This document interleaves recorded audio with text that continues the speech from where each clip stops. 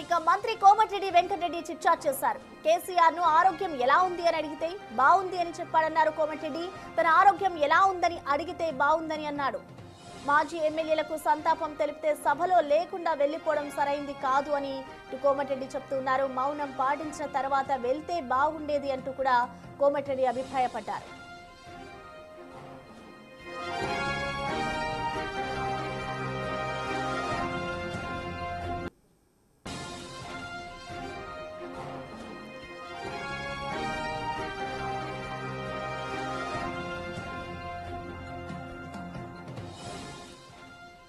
మంత్రి కోమటిరెడ్డి వెంకటరెడ్డి చిట్చాట్ చేశారు. ఇటు కేసీఆర్ ను ఆరోగ్యం ఎలా ఉంది అని అడిగితే కేసీఆర్ దానికి బాగుంది అని సమాధానం చెప్పాడు అంటూ ఇటు కోమటిరెడ్డి చెప్తున్నారు.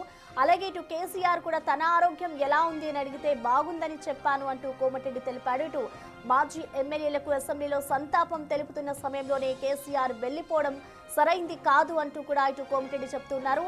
మౌనం పాటించిన తర్వాత ఇటు కేసీఆర్ వెళ్లిపోతే బాగుండేది అంటూ కూడా కోమటిరెడ్డి అభిప్రాయపడ్డారు.